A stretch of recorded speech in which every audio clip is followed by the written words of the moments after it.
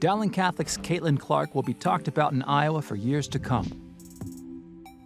She has an ability with her ball handling, I think, to pretty much get a shot whenever she wants to. Ranked 4th in ESPN's 2020 recruiting class, the 6-foot senior is already well known outside the state. Definitely right away you noticed that she was just a special talent on the floor. She sees the entire floor one step ahead. And Caitlin uses that step to score, to compete, and if she has it her way, to win. She showed that right here on the living room floor playing Candyland. She wanted to win. She just has a drive in her that I do think is how she's born and is part of her core makeup. Caitlin Clark was born into an athletic family. Her father, Brent, played baseball and basketball at Simpson College in Indianola, and her older brother, Blake, plays football just up the road in Ames. There's a lot of boys that were in his class running around here in the neighborhood, so if she wanted to, hang with the boys, so to speak, she had to keep up, and, she had to do her part athletically if she wanted to play. And moving from the driveway to the Dowling Gymnasium was no stretch for the Clarks. Well, her family has been part of Dowling for years. And her mom's dad was my high school football coach here at Dowling many years ago. And Bob Nizzi always had a catchphrase. He said, "Play with reckless abandon." Well, his granddaughter, Caitlin Clark, is playing with reckless abandon, but she has everything in perspective. I think it comes pretty natural to me. I mean, when I was growing up, it was kind of like, should I shoot this? Should I make this pass? Just because, your skill set's getting better and better. But for me, I think it's just become so natural that I don't even think about passes I make, shots I take. It's just part of my game and what I do. All right, here. I honestly just think instinctively I threw it behind the back past the Grace and it worked out well. And that girl came away, took away my right hand, so it just kind of happened and I knew Grace was in the corner, so I kind of just threw it. I was like, all right, that's a good play. I could probably go in the highlight film for next game.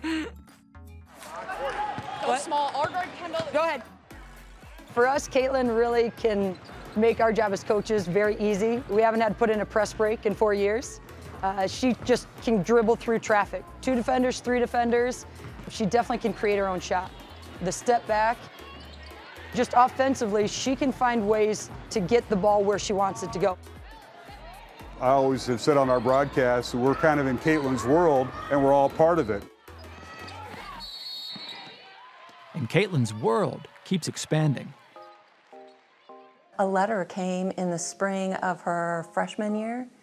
Yes, and it sat on the dining room table for a little while because we just didn't get to it. And then finally she opened it up and showed it to us and we were like, oh my goodness. Caitlin brought home 2 gold medals as part of the U16 and U19 USA national teams, representing her country in Thailand and Argentina.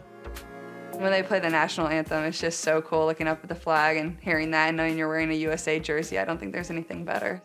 Back in West Des Moines, Caitlin led the state in scoring twice, averaging more than 32 points per game her junior and senior seasons.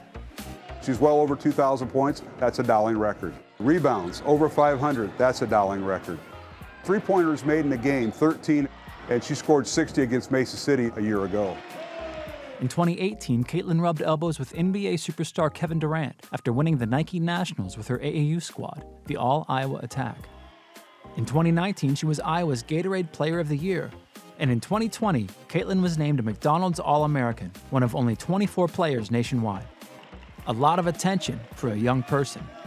Well, when you start getting letters, I think, from a Notre Dame or a Duke or a UCLA or an Oregon, it makes you realize, she's got a lot of opportunity here, and you're really going to have to figure a way to control it, too. At home, she's still Caitlin, and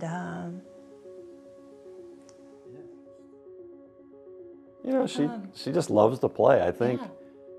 Yeah. The accolades are wonderful, and I think they come with, obviously someone who puts that sort of time in and then is obviously blessed with some God-given talent and instinctive ability. But I still think the sky's the limit for her. I've been very impressed with how Caitlin and her family has handled all of the recruiting. Before her freshman year, I remember getting a phone call from an assistant coach of a Division I team that was ranked top 5 preseason. before her freshman year. And so it was one of those, wow, okay, this is the level that we're on. It was hard for me just because I had so many options that seemed so good. It was hard to choose one from the other.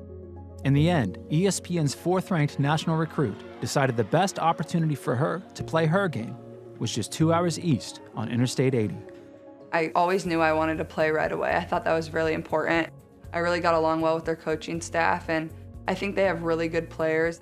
They'll make me better. We'll have a chance to be really, really successful. I've had a lot of people come just out of the woodwork to say how happy they are that she chose to stay in Iowa and kind of be one of them, you know, and someone that they can follow easily. You know, it's a special thing. We're fortunate that they're close to home and we're in a place where we can travel and see and still be a part of it. I think that's part of it's letting go. It's hers, and it always has been hers. I think this next step is just another piece.